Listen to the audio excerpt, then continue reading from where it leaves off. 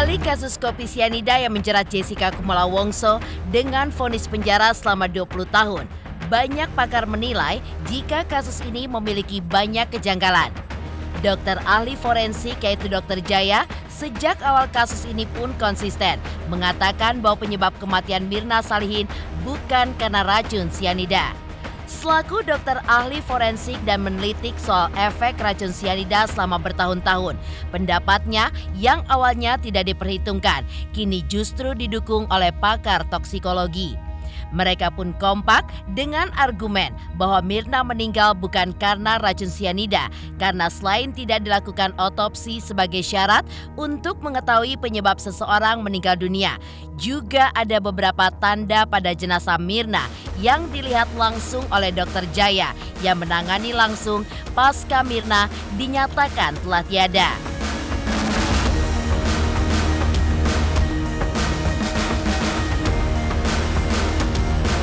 Belum lagi kandungan racun yang ditemukan di dalam isi lambung Mirna 0,2 mg ketika itu.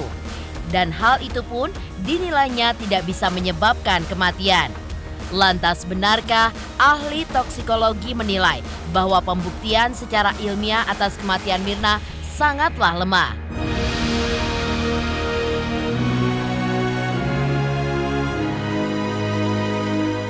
Tak kalah mengejutkan adalah pendapat praktisi hukum Kamarudin Simanjuntak dan juga selebgram Bima yang sepakat menilai bahwa tidak dilakukannya otopsi pada jenazah Mirna menjadi kesalahan fatal. Lantas benarkah Kamarudin yakin bahwa Jessica bukanlah pembunuh Mirna? Benarkah pula Kamarudin Simanjuntak siap membantu Otto Hasibuan untuk membela Jessica jika ia diminta langsung oleh Jessica? Pemirsa, bersama Intens Investigasi, kami hadirkan kabar terkini, terpercaya, dan teraktual. Tetapi sebelumnya, jangan lupa untuk like, subscribe, dan juga share channel YouTube ini.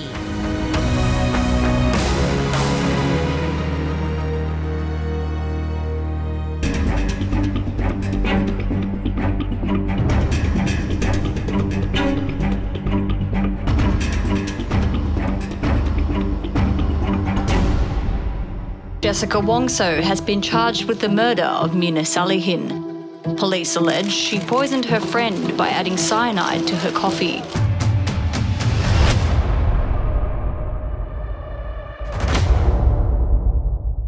Jessica Kumala Wongso kini menjalani hukuman penjara atas vonis Majelis Hakim Pengadilan Negeri Jakarta Pusat selama 20 tahun karena meracuni Mirna Salihin dalam kasus kopi sianida. Tapi kini sebab kematian Mirna pun kembali diperbincangkan karena banyak pakar yang merasa adanya kejanggalan di balik kasus tersebut. Beberapa waktu lalu, Dr. Jaya yang dihadirkan sebagai salah satu bintang tamu di suatu acara televisi yang membahas kematian Mirna Salihin tetap bersikeras dengan pendapatnya bahwa jika saat itu jasad Mirna diotopsi secara penuh, pasti akan ketahuan penyebab kematiannya.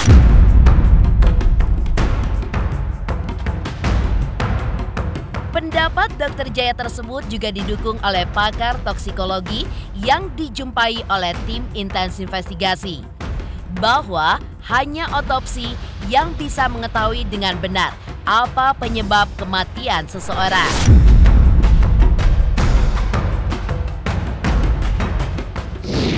Itu tidak mematikan. Mematikan kalau 150 mg. Oke. Ya, kalau 150 mg pasti kecium baunya. Saya tidak cium bau. Iya. Dokter yang buka si Mirna 2 hari kemudian tidak mencium bau, jadi tidak ada. Nah, kalau kita bicara keracunan, maka konstruksinya harus ada zat tersebut di dalam tubuh. Artinya apa? Keracunan berarti racun itu sudah masuk ke dalam tubuh kita. Entah masuknya melalui hidung tadi, ya, atau melalui mulut. Melalui mulut itu bisa melalui makanan, bisa melalui minuman. Nah, dalam case ini kan melalui minuman diduganya. Diduga melalui minuman. Ya. Kalau dia ada dalam melalui minuman, maka ketika kita minum berarti zat itu kan terbawa. Ya kan dia terlarut ya kan, jadi terbawa dan masuk dalam reaktor itu kita minum. Nah, ketika kita minum tentunya melalui tenggorokan supaya sampai ke lambung. Ya, nah sampai ke lambung ini, nah di lambung ini tentunya masih ada proses di situ karena ada asam lambung. Ya, nah dari asam lambung inilah yang kemudian kalau misalnya cyanida kan tadi macam-macam ada natrium cyanida, ada kalium cyanida. Nah ketika ada masuk dalam tubuh kita entah kalium atau natrium cyanida, katakanlah yang ditemukan natrium cyanida, maka natrium cyanida ini tentunya di dalam lambung itu ada HCl, ya, ada asam lambung, ada natrium bikarbonat dan macam-macam lah golongan-golongan asam yang ada di situ, kemudian yang lemak dan sebagainya juga, dan kemudian masuk, ya, dan kemudian bisa dia berubah menjadi HCN gitu ya, dan pada waktu tertentu dia diabsorb, diserap oleh organ tubuh kita untuk dia bisa diedarkan. Nah, tetapi kalau belum dia diedarkan, maka dia ada di lambung. Di lambung ini, kalau dalam posisi tertentu ada suatu gas yang terbentuk, dan karena pengocokan dan karena pengaruh kimiawi juga, bisa saja dia langsung merangsang sistem saraf kita untuk muntah. Ketika untuk muntah berarti zat yang tadi di dalam tubuh kita, dalam lambung ini kita bicara, maka dia ada di dalam muntahan. Itu pasti itu, kalau dia muntahkan. Terus kemudian kalau dalam hal ini diserap, biasanya dalam waktu hitungan menit sampai jam itu, maka dia terserap dan kemudian masuk ke bagian usus halus dan kemudian diedarkan melalui darah. Karena transportasi atau pembawa zat racunnya itu adalah darah. Ya. Nah, darah ini adalah kalau kita bicara kasus keracunan, ya, golden evidence-nya itu loh darah. Ada atau enggak? Nah, kalau untuk bicara kematian, maka target organnya adalah ya tentunya yang kita tahu misalnya sistem saraf kita, otak gitu ya, dan juga jantung yang kemudian berkaitan dengan peredaran darah yang dipicu oleh adanya darah yang mengandung cyanida tadi. Jika demikian, maka cairan tubuh yang namanya darah harus kita buktikan, ya. Kemudian pada efek organ yang ada juga kita bisa buktikan menguatkan itu, dan di dalam organ tertentu terutama dalam hati, ya kalau bahasa orang forensik, ya, yaitu autopsi itu benar itu harus nggak bisa karena kalau mengandalkan hanya dugaan-dugaan dari luar, ya, sedangkan autopsi itu menggambarkan pastinya bahwa zat kimia yang namanya racun ada dalam tubuh mencapai target organnya. Karena sifat racun begitu, harus mencapai target organnya. Kalau enggak, dia nggak akan memberikan dampak racunan. Iya, berarti. Nah, artinya apa? Yang namanya otopsi itu ya ketentuannya udah ada. Ya tadi organ yang namanya dari kepala, dari jantung, ya, dari hati, kemudian cairan tubuhnya yang menunjang. Yang tadi saya bilang golden evidence bagi saya. Kenapa? Karena sebelum sampai ke otak, kalau jalurnya adalah melalui lambung, awalnya kan minum ke lambung itu melalui darah. Karena darah yang membawa dia ke target organ. Berarti bukan hanya lambung. Iya, darah, lambung, darah sampai diedarkan oleh jantung kita dan sebagainya itu ke otak kita, ya, dalam hati juga diputar gitu kan, disirkulasi, didetoksifikasi, dan kemudian tubuh kita berusaha mendetok, mengurangi sifat racun itu, dibuang. Nah, bukti-bukti itu mudah. Orang dia ngaku itu bunuh Mirna, apalagi hukumannya kok 20 tahun, yang bener aja, hukum mati. Jangan ada kita pikir sini menang kalah. Saya juga tidak ingin menang. Saya hanya ingin keadilan ditegakkan. Jadi kalau nanti jaksa merasa, oh nanti saya kalah, jangan gitu dong. Ya, polisi bilang saya kalah, jangan. Saya juga kalau umpamanya Jessica juga dibebaskan, saya tidak merasa menang. Bagaimana mungkin saya bisa merasa menang? Dia udah di penjara. Ya kan? Jadi kalau saya bilang saya mau menang, itu pasti saya tidak objektif. Kalau saya ingin menang. Ini prinsip saya sebagai lawyer, ya. Saya nggak pernah ingin menang satu perkara. Kalau saya pikiran saya mengatakan menang perkara, saya akan menghalalkan segala cara untuk menang. Tapi harus membenarkan dulu fakta-fakta hukumnya. Jadi permintaan saya sebenarnya, ya mari kita sama-sama. Kiranya Tuhan menolonglah atas bantuan teman-teman, bantu saya. Tapi terutama bantu Jessica. Kalau semuanya bisa bantu, Ya, karena sekarang ini media sosial bisa bersuara. Mudah-mudahan, siapa tahu Pak Jokowi mau mendengar, di akhir jabatannya dia bisa memberikan suatu legacy. Tidak hanya tol yang dilegasikan, hukum yang seperti ini dikasih legacy.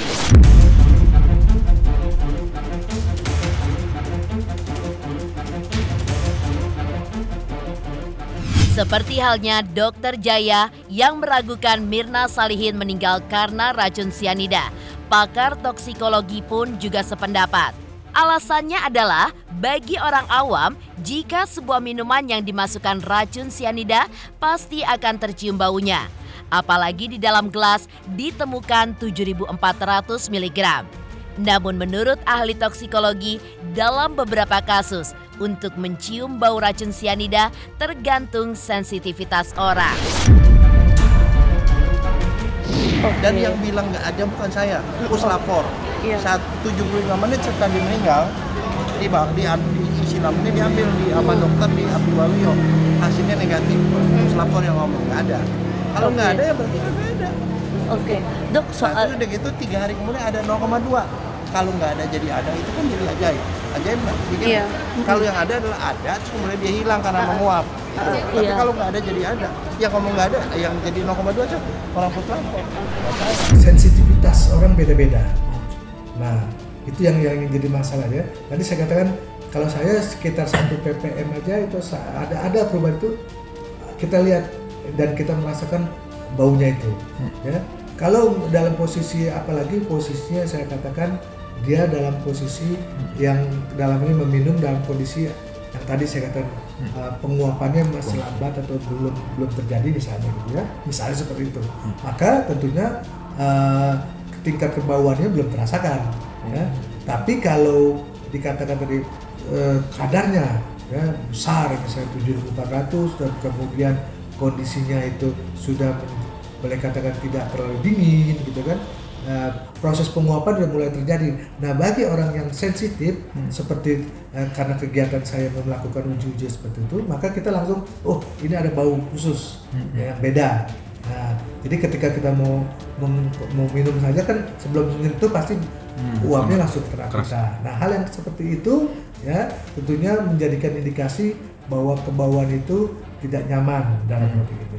Tapi kembali lagi efek tergantung kadar atau konsentrasi yang masuk dalam tubuhnya ya dalam roti.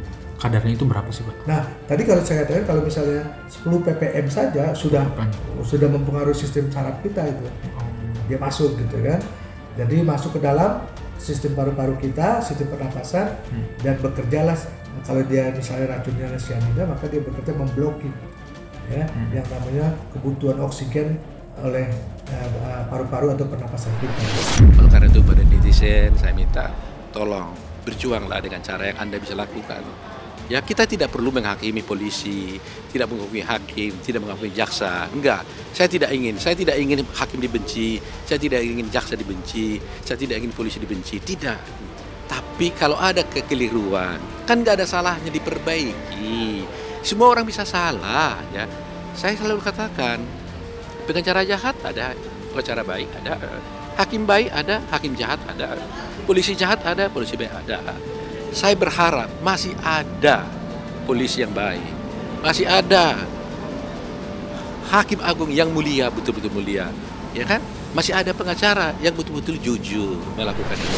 Ini masih dia kutak-atik aja, dia bilang udah kelar, tapi sekarang dia mau PK lah, dia mau gerasi lah sama Jokowi. Nggak mungkin. Om jamin itu. Saya kasih tahu ya, hukum di Indonesia ternyata jalan. Foto yang ngomong sendiri ngomong gede, ntar bading, bla bla bla bla bla, mati. Keadilan udah mati di Indonesia.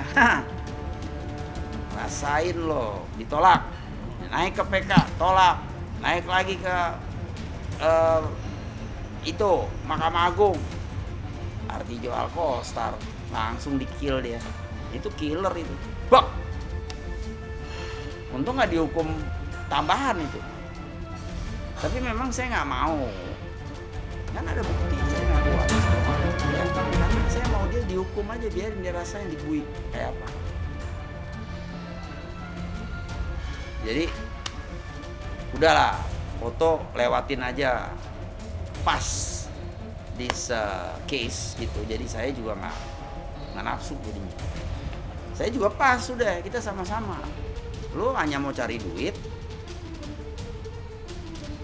melalui klien lu cawe-cawe. Gua nih indang anak mati, enak aja lu. Lu ngomong seenaknya begitu nggak bisa. Mau juga gua yang nafsu, bukan dia. Sudahilah persoalan ini ya, kita ribut-ribut nggak ada gunanya. Om yakinkan jangan nyawa Om bahwa yang bunuh Jessica pakai racun. Om udah jelasin semua tadi.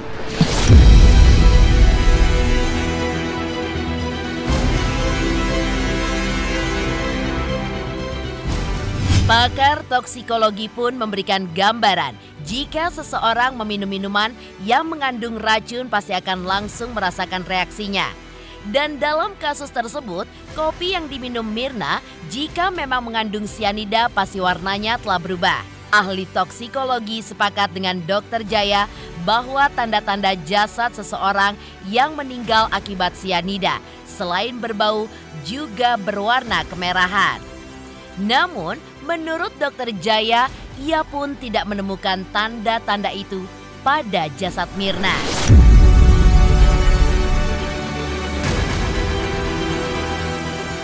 Ya itu memang gejala. Jadi kita bilang orang ini keracunan sianida kalau ada 3 minimal gejala. Pertama dia mukanya biru, merah. Yang kedua ada baunya yang kita bisa cium, dan yang ketiga lambungnya merah. Itu tiga-tiganya kagak ada. Dan kemudian yang bikin kita bilang ini racun apa enggak, ketemu racun di dalam lambung dan ketemu tiosiana di dalam hati, darah dan urin. Itu nggak ada semua. Oke. Yang ada cuma 0,2 itu kan bikin mati, 150 baru bikin mati. Yang dimaksud dokter Jaya itu, dia mencoba melakukan itu karena kebiasaan dia, dan kalau itu terjadi perubahan dari menjadi asam sianida, ACN, maka memungkinkan dia terjadi penguapan. Dan makanya ditekan. Nah, ditekan pengalaman dia, saya respect, menghargai dia punya pendapat bahwa terjadilah penguapan, dan penguapan itu karena dia orang khusus bekerja tentang sianida, maka dia mencium baunya itu. Kalau memang ada, tapi dia kalau tidak ada, ya tidak ada. Jadi dia tadi saya katakan mengetes bahannya bisa secara organoleptis, ya. Tetapi lebih kuat lagi secara laboratorium. Tidak, secara pembawa tidak cukup, tapi itu indikasi bahwa dasar bahwa kalau jika ada sianida pasti tercium. Nah, Dr. Jaya karena bidang dan ya dia nyatakan ya tidak merasakan situ kan, tidak ada membaunya, ya sudah. Ya, kemudian dia lihat juga katanya tidak ada cherry red gitu kan, dan pada umumnya adalah blocking dari akibat sianida itu menyebabkan jadinya cherry red warna. Jadi kembali lagi kasus ini sebenarnya sederhana, tidak perlu berbulan-bulan, ya. Saya juga kaget.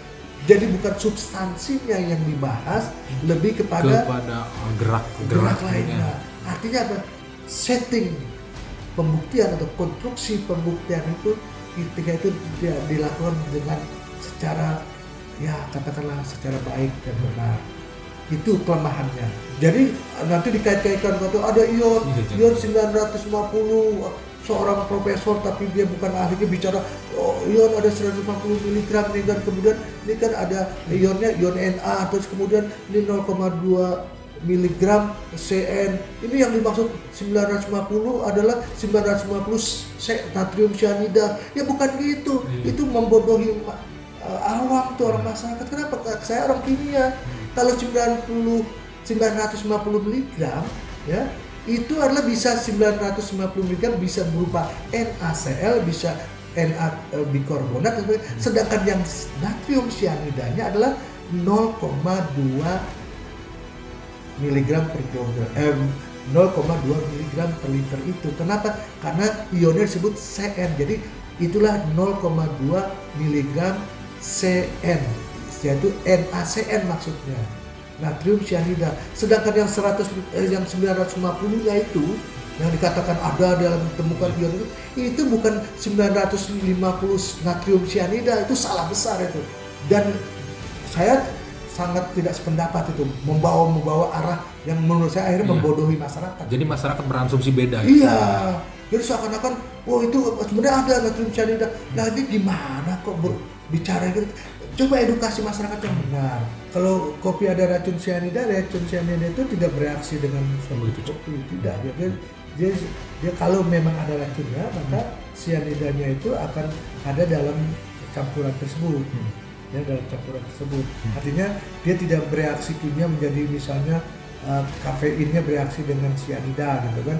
Karena untuk reaksi kimia apalagi dalam kondisi yang dikatakan tadi suhu normal seperti itu ya, dan kemudian tidak dipicu dengan pemanasan proses langsungnya, maka interaksi kimianya itu relatif katakanlah itu tidak menjadi suatu bentuk senyawa baru gitu. Jadi cyanida sebagai cyanida tidak ada ya. Kalaupun ada kafein, ada protein dalam itu mungkin bisa bereaksi, tapi ada kondisi tertentu yang dibuatnya. Ya misalnya suhunya, kemudian pH-nya gitu ya, yang baru kemungkinan terjadi reaksi yang diharapkan menjadi suatu senyawa lain itu bisa terjadi. Jadi dengan kata lain dalam kondisi ini cyanida bagi jika ada makanya sebagai suatu cyanida. Ya, kafein dan kafeinnya, protein atau asam-asam amino atau lemak dan sebagainya itu sebagai suatu senyawanya dalam kondisi tersebut. Mengenal zat kimia itu ya bisa melalui pembauan, yaitu namanya tes bau gitu ya, bisa melalui tes cicip yaitu namanya organoleptis. Jadi mengenal bahan kimia racun itu atau bahan kimia pada umumnya ya, itu bisa cara dengan organoleptis, yaitu tadi dengan pembauan, dengan tes itu cicipi di lidah, di ujung lidah gitu ya, bagian perasa ya, itu atau dengan kulit sifat alergi atau iritasinya gitu ya. Nah, tetapi pada umumnya adalah melalui inhalasi ya, pembauan, tapi pembauan dengan cara yang khas, jadi bukan langsung disirup gitu, tapi ada cara gitu ya. Kemudian seperti tangan saya kipas-kipas gini, dan kemudian dengan organoleptis itu di ujung lidahnya gitu ya. Dan kemudian dalam proses seperti itu ya, maka orang bisa mengetahui, tapi itu skala saya katakan organoleptis dalam pengertian bahwa orang yang sensitif pasti akan merasakan tahu seperti itu ya. Tapi ada juga saya kata tadi ya, tidak semua orang yang sangat sensitif tapi setidaknya untuk mengenali secara organoleptis seperti itu. Tapi kalau kita ingin yakin bahwa itu ada zat asing gitu kan, ya tentunya dari kebiasaan, misalnya warna ya, biasanya putih ya, misalnya kalau susu putih tiba-tiba dia menjadi kuning gitu kan, berubah itu ya. Nah berubahnya sangat signifikan gitu, artinya pekat sekali.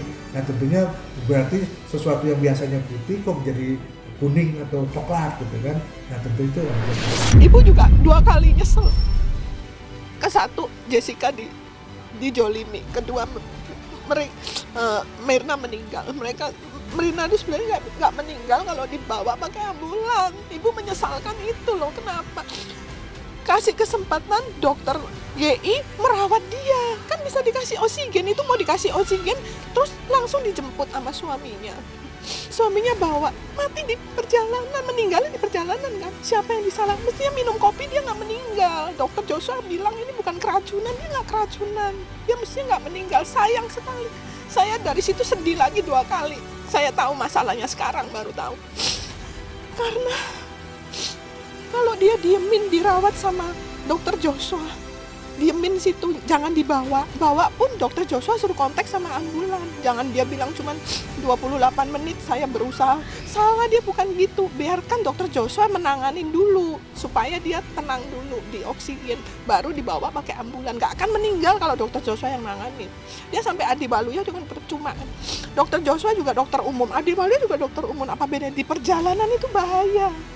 Dia bawa sendiri. Saya menyesalkan sejak saya tahu itu, belakangan kan taunya. Saya menyesalkan, mestinya Mirna itu tidak meninggal. Saya sayang loh Mbak sama Mirna. Mirna hidup itu deket, kalau ngomong sama ibu tuh manja dia. Memang Mirna nggak punya salah apa-apa, nggak ada salah. Mereka nggak kena ribut. Mereka anak baik-baik semua. Cuman ibu menyesalkan, mestinya Mirna itu tidak meninggal kalau suaminya tidak teledor. Gitu loh, suaminya teledor itu. Nggak kasih kesempatan dokter GI menangani lebih lama, langsung dibawa, dia bisa apa? Dokter Joshua bilang normal semuanya, tensi diperiksa. Badannya panas. Biarkan kurang oksigen, di oksigen biarin gitu loh. Baru nanti telepon ambulan, jangan buru-buru dibawa. Buru-buru dibawa, salahnya dia di situ, dibawa pakai mobil sendiri. Terbukti secara sah dan meyakinkan tidak ada yang meringan.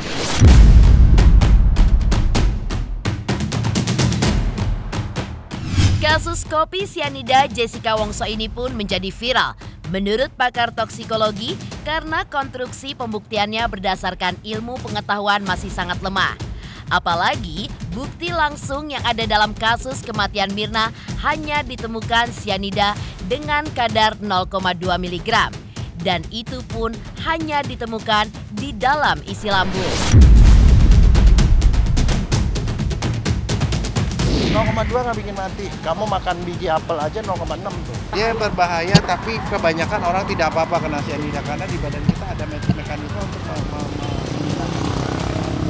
ada mekanisme di hati untuk ngilangin sianida gitu. Tapi kalau jumlah yang masuk banyak, itu baru bikin mati. 2,2 itu terlalu kecil. Kecil berarti belum bisa dibuktikan ya? Karena kan minimal ya 128 gram atau ada yang menyatakan 50 sampai 150, ada yang menyatakan 150 sampai 250. Tetapi anyway, itu kadarnya itu jelas banyak, lebih dari sekedar 0,2. Ini yang jadi heboh ini. Nah, iya, kok di lambung hanya 0,2? Iya, hanya lambung bahkan yang diperiksa. Iya, bahkan hanya lambung. Itu yang menjadi hebohnya. Kenapa hebohnya? Karena menurut saya dari awal saya sih menduga konstruksi pembuktiannya untuk berbasis scientific evidence-nya itu kurang. Apakah yang saya katakan kurang? Harusnya dia persiapan. Kalau dia menduga adalah ini kasusnya kan simpel ini, keracunan. Saya sih ya bukan mengertikan arti orang melakukan misalnya dia tingkah lakunya, dia mimik wajahnya yang serong, bukan itu. Bukan itu sebenarnya. Cuma 0, permasalahannya ada dalam tubuhnya, ternyata cuma 0,2, itu persoalannya. Dan di organ-organ tubuh lainnya dan cairan tubuh tidak ada. Itu persoalannya. Coba kalau penelitian itu dikembangkan dengan baik, disiapkan dengan baik, ya, yang ada di luar yang namanya di cangkir ataupun di gelas itu adalah salah satu bukti pendekatan saja. Tapi yang namanya kasus keracunan itu harus ada bukti di dalam organ tubuh yang dalamnya si korban. Kasus keracunan yang sifatnya menyebabkan orang mati itu kan cukup, pembuktiannya sangat lemah. Saya katakan, maka sebenarnya konstruksi pembuktian objeknya terlalu lemah itu. Kalau tidak ada dalam lambung, tidak ada di lambung yang kecil, kemudian di darah juga nggak ada, kemudian di otak juga target itunya nggak kelihatan, nggak tahu persis ya. Kemudian di urin juga tidak ada berkas-berkas atau jejak-jejak racunnya. Ya gimana? Kadang kimia tuh tidak bisa hilang begitu saja, nggak bisa langsung jadi CO2H2, enggak, itu nggak tepat itu, ya. Berarti otopsi itu wajib, karena untuk meyakinkan kepastian bahwa itu orang itu keracunan dan mati karena racun itu karena sianida, karena otopsi di organ-organ targetnya itu atau organ-organ sasaran itu ada kerja racunnya tersebut adalah kalau sianida tuh dengan adanya hemoglobin di trap ya, diikat ya, kemudian oksigen yang harusnya diedarkan untuk bekerjanya sel-sel tubuh kita itu tidak berfungsi karena diblok oleh adanya sianida ini, sehingga orang yang keracunan seperti itu salah satu indikator yang kuatnya adalah kalau memang dalam dosis yang cukup signifikan atau mematikan itu, yaitu yang disebut dengan cherry red ya. Jadi bagian tubuhnya belakang bisa berwarna merah atau wajahnya berwarna cherry ya, merah-merah. Nah itulah sebenarnya fenomena mengenal yang namanya kasus keracunan sianida. Dan pembuktian lagi dilengkapi dengan adanya temuan di dalam urinnya yaitu thiocyanat, SCN. Nah metodologi untuk mengidentifikasi sianida dan thiocyanat berbeda. Nah ini yang jadi hebohnya ini kan, ya mungkin tidak, metode deteksinya nggak tepat atau mungkin tidak paham dalam melakukannya, harusnya dideteksi thiocyanatnya. Kami hanya menemukan 0,2 mg ya, dan kemudian ditargetkan ya, kalau memang itu tidak kuat dalam pembuktiannya sejak awal jangan dulu dimajukan, yakinkan harusnya proses semuanya ya. Proses dulu, yakinkan. Ini kayak terkesan bagi saya dipaksakan untuk ada forum, ada pelaku, racun itu ya, ada racun. Iya, itu janganlah. Jadi kayak gini ya, kita jadi bingung gitu. Saya sebagai ilmuwan juga sebagai peneliti, ini kok jadi begini, bukan substansi permasalahannya. Saya ingin mengedukasi pada masyarakat, ini adalah kesalahan struktur pembuktian dalam kaitan yang substansinya, objeknya. Itu aja. Kalau itu disiapkan dengan baik, ya. Lalu kita kekurangan darah, ya apa hubungannya kalau darah tidak ada? Kan ada urin, kemudian ada organ, ya. Nggak usah gitu. Manusia persiapan itu belum matang sekali. Terburu-buru sekali. Terburu-buru. Itu siapan dengan kekuatan yang tentunya bisa dipertanggungjawabkan secara logik dan secara ilmiah. Dan kembali lagi, alat deteksi zaman udah canggih. Apa lagi? Ini memang perkara ini adalah hutang profesi saya. Saya katakan sebagai hutang profesi karena bagaimana ya, saya meyakini berdasarkan hati dan pikiran saya dengan ilmu yang Tuhan berikan pada saya bahwa Jessica ini tidak bersalah, tetapi dia dihukum. Pahit tidak. Saya tidak bisa mengatakan 1000%, tapi 99,999% itu dia tidak bersalah. Satu kan untuk Tuhan yang tahu. Om yakinkan jangan nyawa Om bahwa yang bunuh Jessica pakai racun. Om udah jelasin semua tadi itu like 1 million berapa ya? 1 juta %.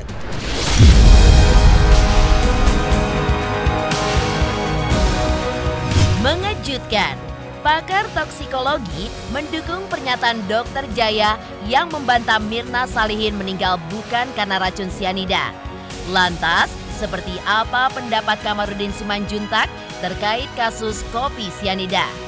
Benarkah vonis terhadap Jessica dinilainya terlalu terburu-buru? Pemirsa Intens Investigasi, jangan lupa untuk like, subscribe, dan juga share channel YouTube ini. Jangan lupa pemirsa semua untuk saksikan Intens 3 kali sehari kayak minum obat pokoknya ya. Pokoknya disaksikan terus, jangan lupa like, comment, dan subscribe.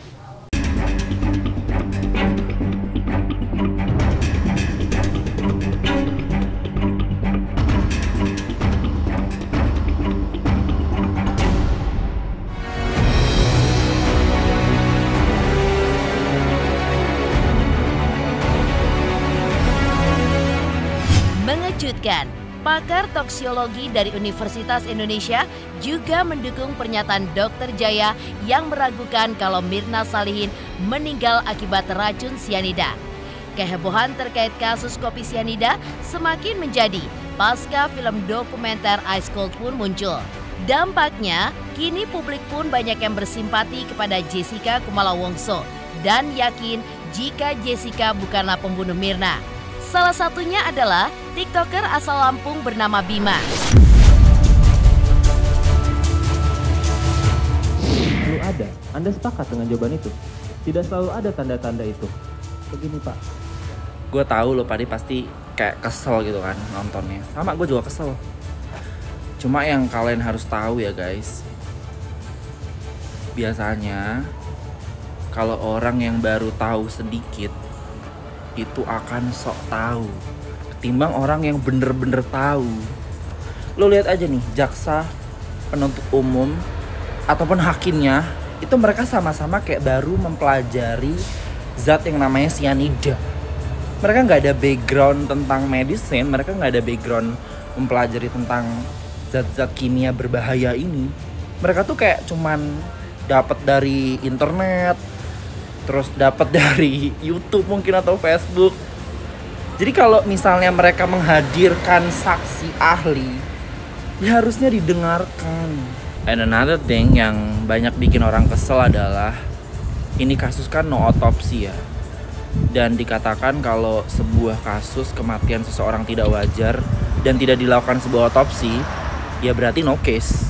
Tapi ini kasus tetap dikorek-korek, dicari-cari, dan dikatakan, oh ini udah dilakukan otopsi kok, udah diambil sampelnya, diambil sampel hati, sampel lambung tuh, udah cukup, ya cukup untuk membuat kita ngamuk lo tahu. Jangan bikin gue marah, tuh kan gue diliatin orang di mobil lo tahu. Ntar netizen ada yang bilang, ya lo tahun 2016 kenapa nggak keluar dari dulu? Gue dulu masih SMA, sekarang orang udah pada pinter. Sosmed zaman dulu belum sekenceng sekarang.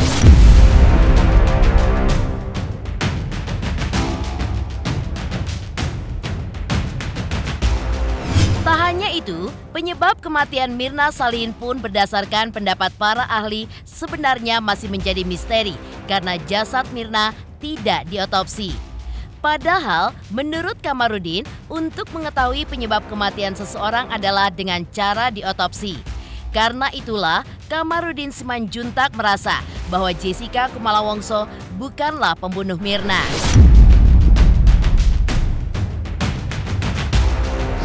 Ada korban katanya karena minum sianida. Layaknya lah korban itu diotopsi untuk diperiksa bagian dalamnya, apakah dia betul mati karena sianida. Tapi sampai sekarang kan nggak diotopsi. Lalu bagaimana memastikan bahwa dia dibunuh karena sianida? Diotopsi itu dibedah, diperiksa bagian dalamannya, apakah dia memakan sianida, diperiksa lambungnya, diperiksa hati dan sebagainya, apakah dia makan sianida atau tidak. Nah kalau ini kan tidak ada. Jadi menurut saya itu Polda Metro Jaya, CQ jaksa, CQ hakimnya itu terlalu memaksakan bahwa meninggal karena sianida. Otopsi itu bukan memperkuat untuk memastikan seseorang dibunuh atau tidak. Itulah fungsinya otopsi.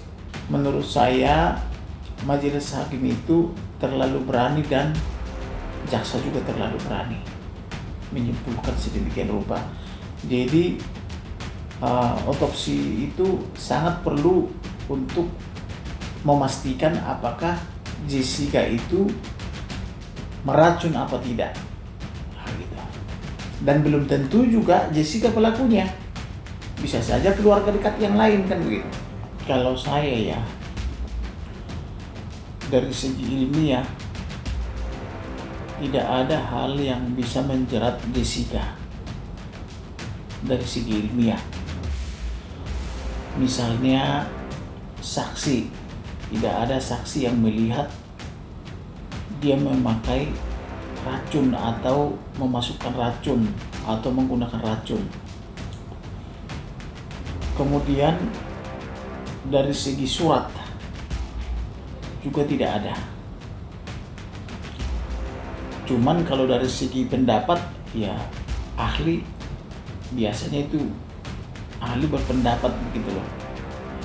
Jadi kalau menurut pendapat saya Jessica itu belum ada hal yang positif yang mengatakan dia meracun. Hanya hakim mengatakan dia nangisnya itu air mata keluar tapi tidak keluar air hidung gitu loh ketika dia menangis. Kemudian ada yang mengatakan celananya hilang. Padahal menurut keterangan daripada pengacaranya celana itu dibuang adalah karena sudah 3 hari tidak dicuci, jadi ya dibuang ke sampah kan begitu dan sebagainya. Jadi menurut pendapat saya itu perlu kajian lagi secara ilmiah apakah dia membunuh atau tidak. Kalau tidak yakin dia membunuh ya dibebaskan.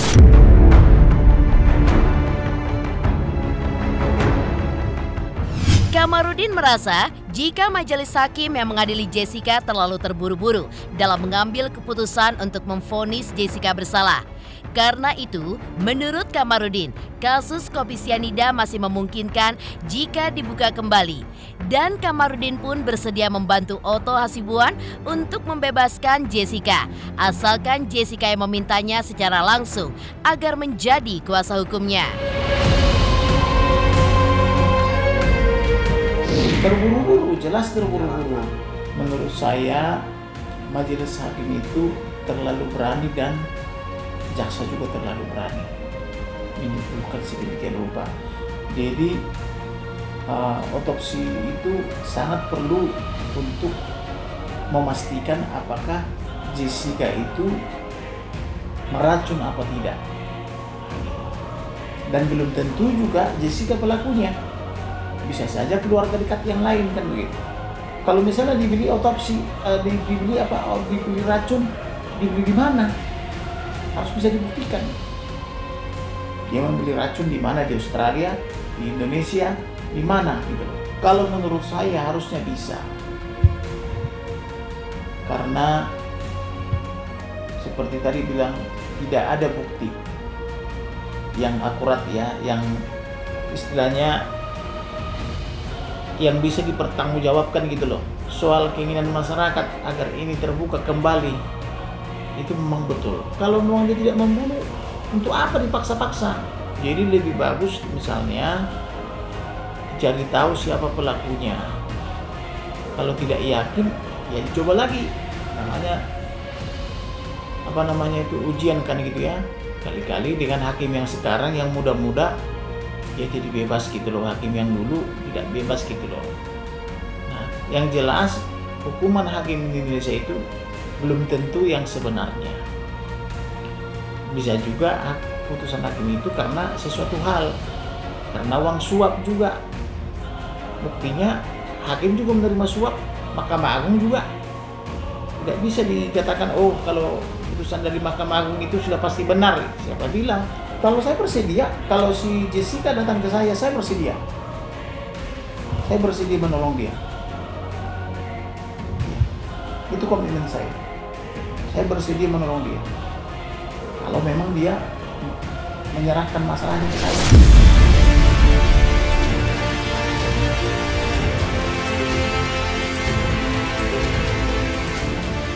Selain kabar TikToker Bima dan Kamarudin Simanjuntak yang memberikan tanggapan atas vonis terhadap Jessica Kumala Wongso, lantas apa yang membuat aktor Krishna Mukti namanya terseret dalam kehebohan kasus kopi sianida? Pemirsa Intens Investigasi, jangan lupa untuk like, subscribe, dan juga share channel YouTube ini.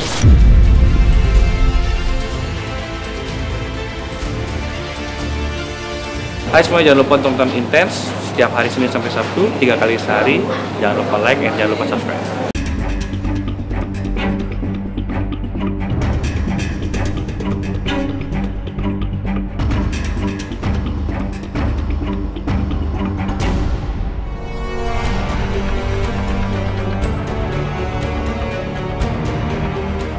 Sementara itu, dalam kasus kopi sianida ini, ada hal lucu yang harus dialami oleh aktor Krishna Mukti, di mana sebagian netizen menghujat dirinya karena namanya yang mirip dengan ketua tim penyidik kasus kopi sianida, yakni Krishna Murti.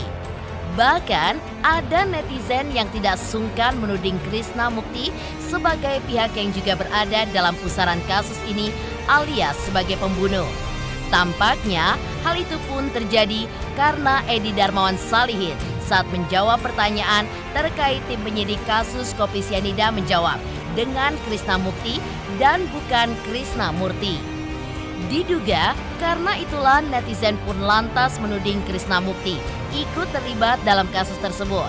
Lalu, seperti apa tanggapan Krishna Mukti saat namanya terseret dalam kasus kematian Mirna Salihin?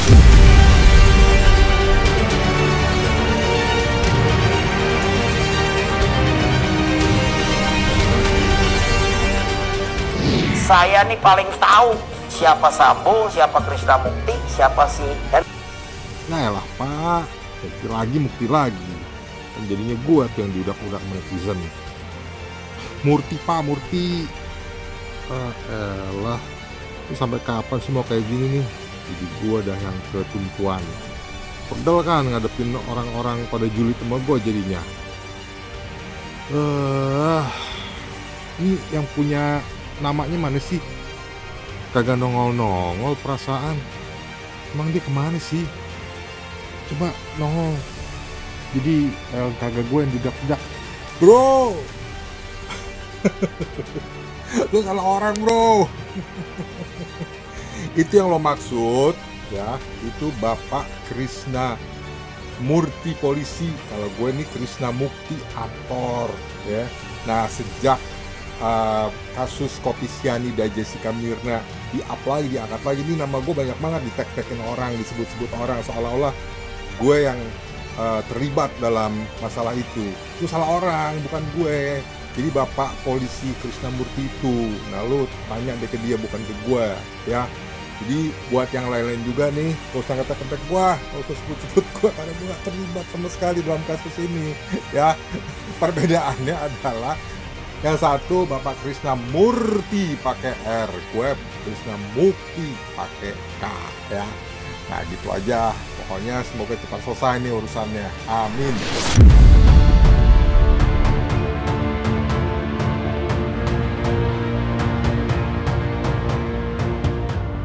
Demikian pemirsa, kabar terkini, terpercaya, dan teraktual yang kami hadirkan hari ini. Saksikan terus Intens Investigasi setiap hari Senin sampai dengan Sabtu. Tayang 3 kali sehari, yaitu pada pukul 11 siang, 3 sore, dan 7 malam. Hanya di YouTube channel. Dan pastikan jangan lupa untuk like, subscribe, dan juga share channel Intens Investigasi.